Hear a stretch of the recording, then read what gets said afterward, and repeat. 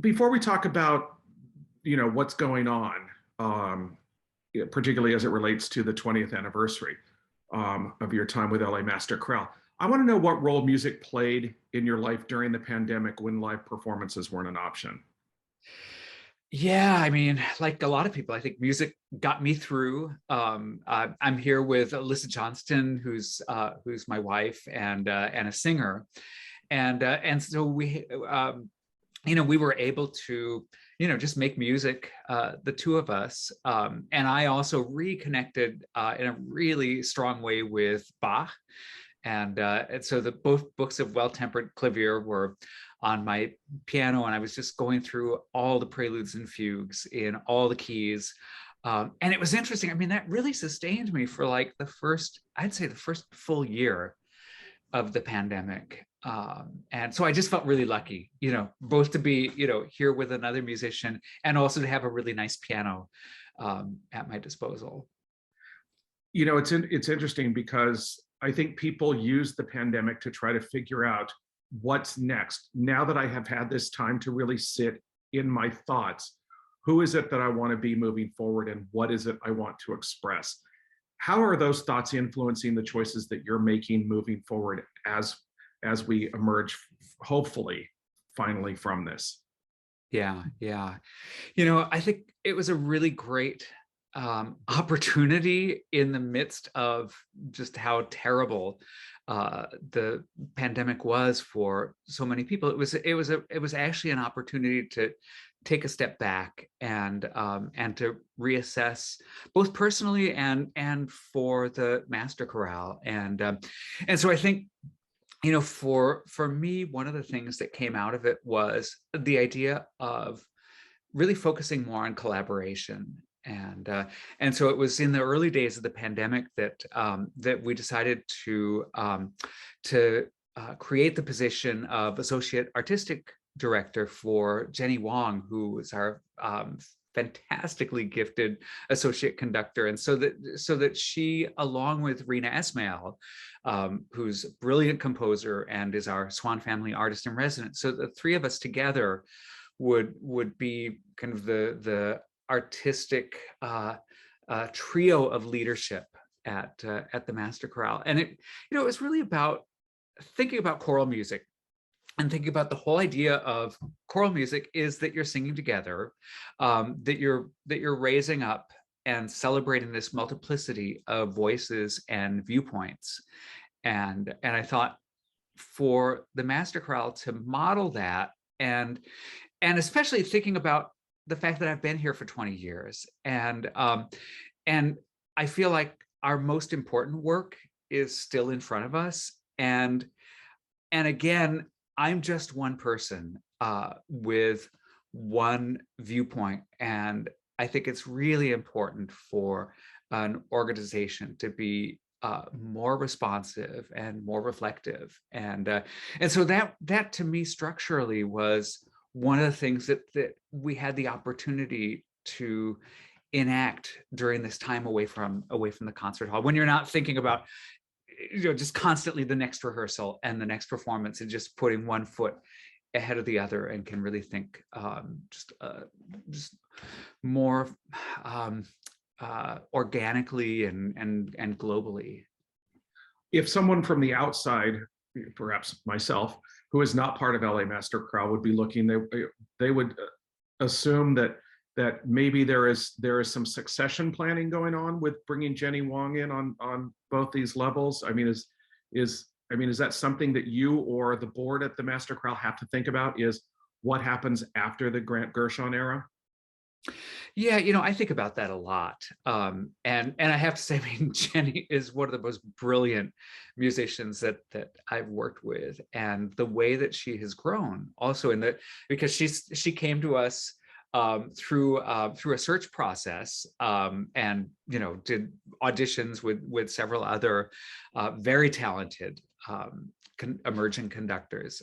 So she came to us as assistant conductor, and then grew into the role of associate conductor, and then into this leadership role. And so, yeah, I mean, let's just say Jenny will be leading an organization very soon. And you know, if we can keep her in LA for as long as possible, that's fantastic. And I do think about my own, you know, my own succession and my own legacy, really, and just wanted to make sure that that whoever eventually steps into this position is somebody who can take the chorale in, you know, new directions and can really continue to grow the organization.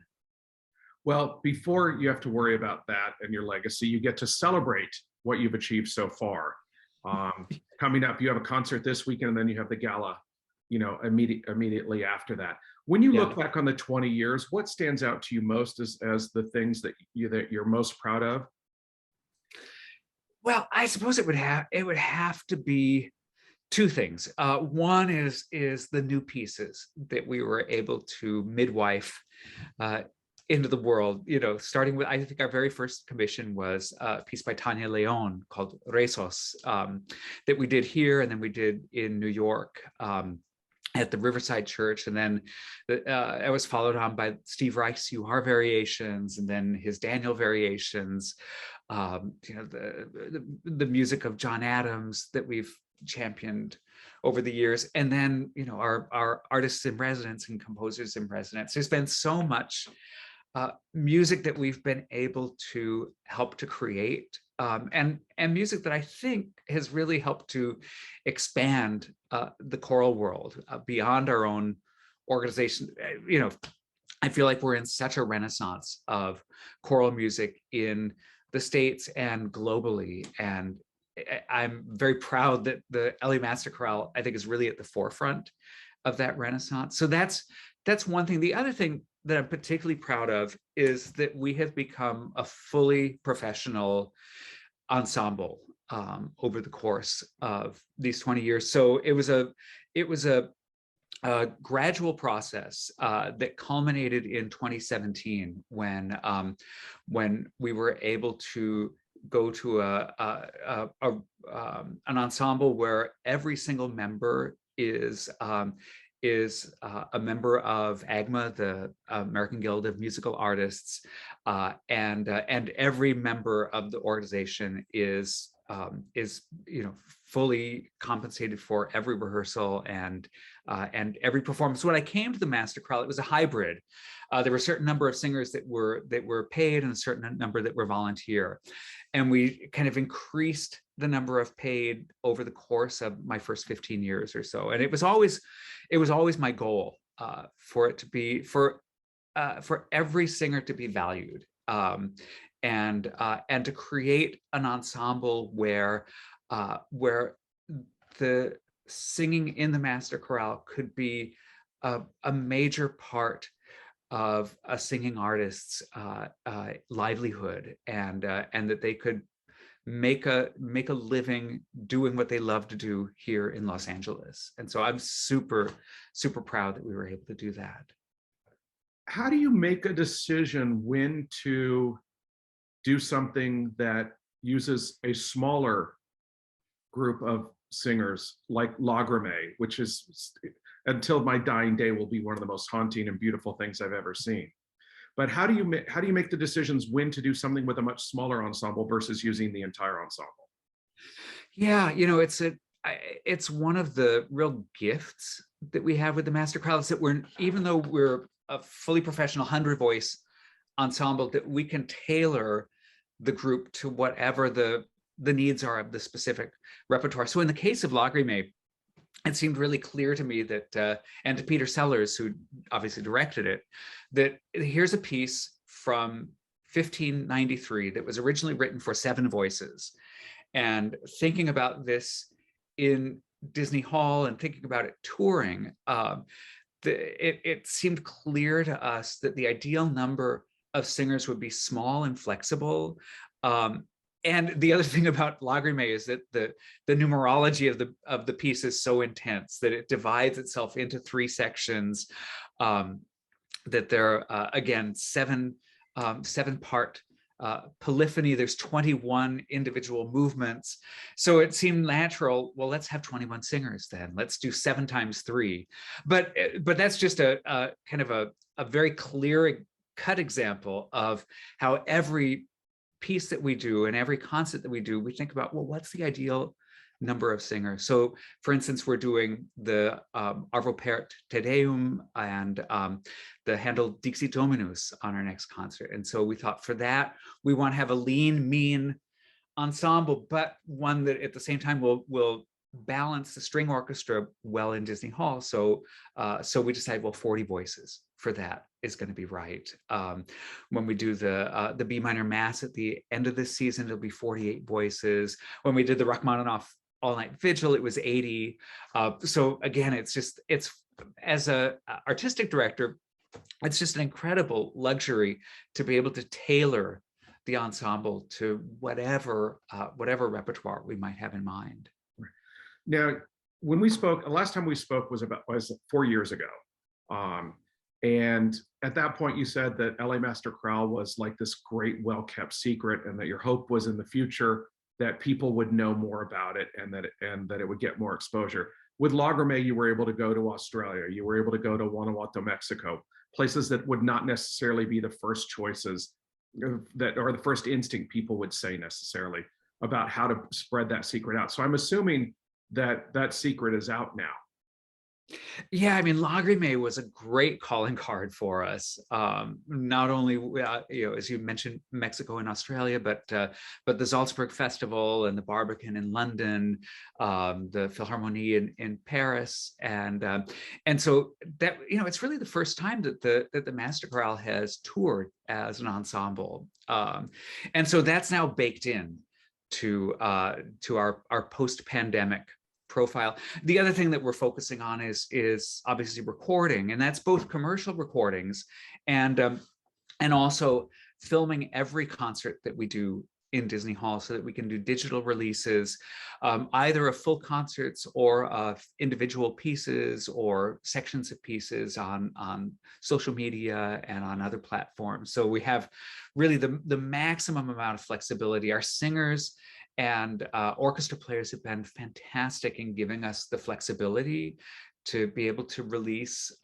in different platforms and be more nimble with that as well. So, it's funny because the other thing that happened for us and for, I think, a lot of performing arts organizations during the pandemic was that our social media presence really exploded, and the digital releases that we were able to put out there actually reached exponentially larger audience than we can ever fit into the concert hall. I think that our first virtual choir piece, which was Hark I Hear the Harps Eternal, arranged by Alice Parker, I think initially that had like 95,000 views, and you can fit 2,000 people in Disney Hall. So it was like having 45 concert audiences. So that's been another way. Now we're expanding upon that as we come out of the pandemic and keeping the relationship with those new viewers and new listeners. And so it's really, I don't feel like we're a well-kept secret anymore. We're well-kept and we're out in the world much more. How has the shifting socio-political climate that has evolved in the last 2 or 3 years impacted the performing arts in general, and in particular, the thought process that goes into programming as LA Master Chorale moves forward? Yeah, it's interesting because I think I mentioned earlier this idea of us being, representing a multiplicity of voices. And I think as a choral organization, we also have the great advantage that essentially every society, every culture in the world has a tradition of singing together that goes back to the dawn of time. And so, it's so much easier in a way for us as opposed to an orchestra where, a bassoon or a cello is very, has very specific history. The voice is universal. So that's one advantage that we have going in. And then obviously in the summer of 2020, in the aftermath of the murder of George Floyd, we, along with so many other organizations, were taking a really hard look at the repertoire that we've focused on over our history. And even though I was proud of the number of underrepresented composers that we had featured over time, when you look at it in the cold light of day,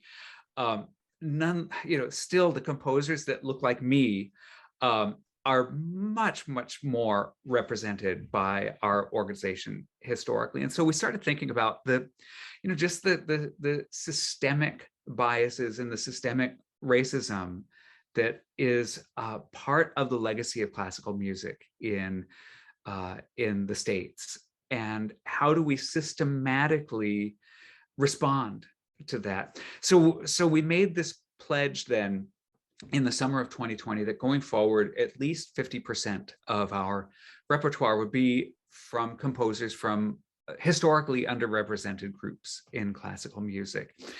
And it's interesting because we talked about that a lot during that summer and during the beginning of the 2020-21 season, and then and we put that into place, and that is now baked into everything that we do. But now at this point, I feel like that's something for us just internally. In other words, we don't want to be virtue signaling through this, because by making that pledge, what we came to realize was that was making us artistically so much stronger, and we were celebrating and lifting up the music that represents so many more of our singers and so many more of our audience, and obviously in Los Angeles, so many more communities in LA. And the bottom line is, by making this very clear and defined goal for ourselves, the amount of incredibly imaginative and brilliant repertoire, the world has just opened up for us. And so I think the season that we're in is a great example where, by last count, I think we are performing music by over 60 different composers on the season, which is way more, probably twice as many different composers as we've ever had on a season previously. And that just means that the versatility of the ensemble, the virtuosity, the amount of different kinds of expression that we can access has just increased, in the most extraordinary way.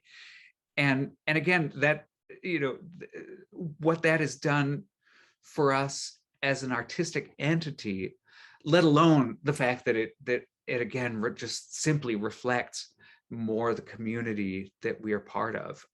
In all of those things, I think, are things that have helped to ensure that the Master Chorale will be even stronger going forward, and even stronger in 5 years than it is now, and on into the future. Well, the nice thing is you get more variety in your programming too. Yeah, absolutely. I mean, I look at the program that we did at the beginning of the year, in the end of January, which we called City Called Heaven, and yeah, just the number of composers, also the number of different languages that we were singing in for that concert. So, in addition to English and Spanish and Latin, which we would kind of expect on a choral concert, we also had Tagalog, we had Haitian Creole, we had Quechua. I mean, it was really extraordinary. And of course, in almost every case, there are singers in the ensemble that can help us with those languages and help us with those traditions. So yeah, as you say, it's completely like opened up and blown up the world that we inhabit in choral music. This is probably a bad segue, but since you use the expression blowing up, there has been a lot of controversy in the last 2 weeks vis-a-vis what's going on with Russia and Ukraine, where artists are having to denounce what Putin is doing in order to maintain their relationship with a given organization. Do you think that the artist should be separated from the art, or are these political statements and affiliations something that are going to continue to be something that are going to get looked at more closely moving forward? Yeah, I mean, it's obviously a question a lot of people are struggling with. I mean, I don't think art can be divorced from society and politics. I mean, I think, you go back to Mozart, you go back to Monteverdi. I mean, every composer was every composer that I respond to has always been engaged in the issues of our time. Yeah, I mean, I think with respect to Putin, there are some very clear-cut cases like Valery Gergiev, for instance, who so closely has aligned himself to that regime and to Putin personally, and that's I mean, that's very clear-cut. I think, I do think for some Russian artists, it's a real challenge, and I sympathize or empathize with somebody who does not agree at all with what's happening, and yet this is this is their country. This is this is everybody that they've grown up with over time. So it's it's challenging. I don't know. In the end, I think that this, the Ukrainian situation is so horrific, and the aggression on the part of Russia is so clear cut and unprovoked that I think that most Russian artists will have to come down on one side or the other and accept the results. Right. I want to ask you about this weekend, because you're also involved with St. Matthew Passion, and I'm guessing this is Bach presented as we've never seen it before. Yeah, that's right. That's right. I mean, it's a beautiful production that's been around, that originated with the Hamburg Ballet and John Neumeier, and has been around for a number of years at this point. And I believe it's the first time in the States, certainly the first time on the West Coast. And yeah, it is extraordinarily beautiful. But I will say that I'm probably not the best person to ask, because I've been so focused on the music, and we had very little rehearsal actually putting all of the forces together with the dance. So I won't really know until opening night, when I'm sitting out in the audience and actually taking it in, because so far I've been, at the dress rehearsal, I was sitting with score, making notes and twitching every now and then, when something would go off the rails a little. But when you're involved in a production that reimagines how this particular composition can be presented, does that inspire you to think about new ways that even the Master Chorale can present something that maybe you've performed over the course of the organization's history dozens of times? Yeah, absolutely. We're one of our artistic initiatives that we launched 4 or 5 years ago was to create more immersive concert experiences. Lagerman, I think, is a great example of that. Also, the performance of Israel and Egypt that we did shortly before lockdown with Kavor Murad, the Syrian Armenian artist, where he was creating in real time this visual representations of the music. We have more projects with Peter Sellers on the horizon as well. And to me, it's really a matter of finding if you can find the medium that will help to unlock certain aspects of the music, then I think that's really important and valid and empowering for the music and for the musicians themselves. And it's one of the things that I love about working with Peter is that it's always the singers and the players themselves who are involved and invested in the process and in the physicalization of the music and in the unlocking of the music. So it always feels extremely, well, completely organic. And that's the thing to me, because I think we've all seen, examples of where, some element of visual arts has been kind of superimposed onto music, and it seems superfluous, or it seems gimmicky or whatever. And I think that if you go from the music and work out and expand and unlock is something I like to expression I like to use a lot, because I really feel like that's what it is. It's freeing the music in some way, and opening up the emotional experience. Then, that to me is, that's the goal of what we're trying to do as musicians, is to communicate in the clearest and most visceral possible way. One last thing that I want to ask you about, Grant, is normally when somebody hits a milestone like 20 years, you start thinking about what is the most important priority for you personally. So artistically, what would you like to do that you haven't done yet? Yeah, I will say, as I think about where the Master Chorale should be going next, what I'm most focused on right now is our education programs, and specifically, having grown up in Los Angeles, I'm very aware that we don't currently have a youth choir program that creates access for any young person that wants to sing in a choir. And I look at models in like the Young People's Chorus in New York with Francisco Nunez, or the Chicago Children's Choir with Josephine Lee. These are programs that function throughout the city and bring all sorts of different communities together, and celebrate the music and the history and the heritage of the individual communities as well.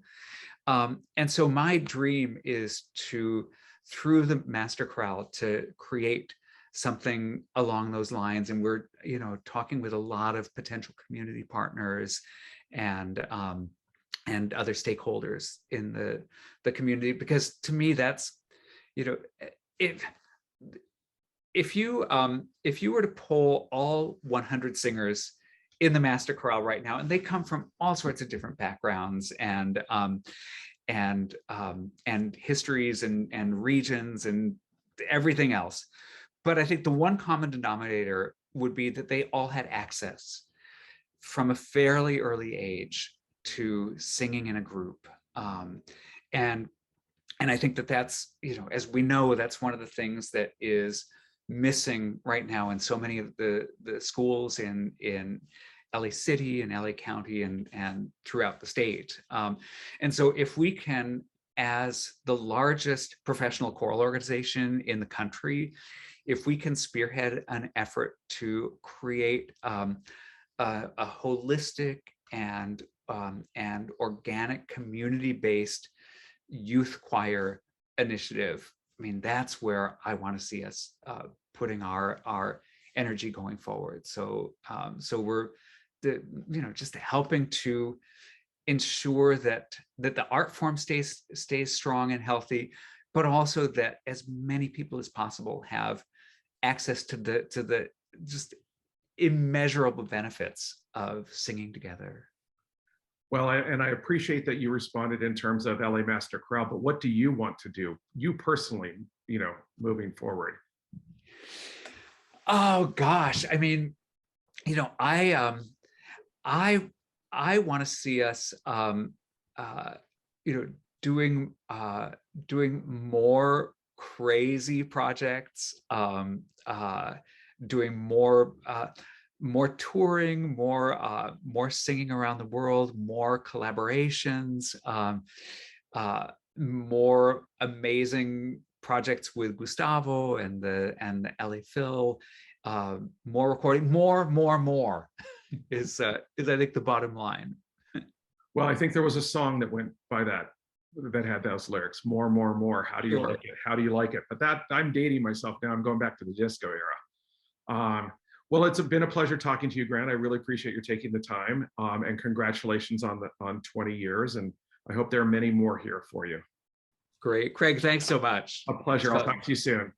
All right. All right. Cheers.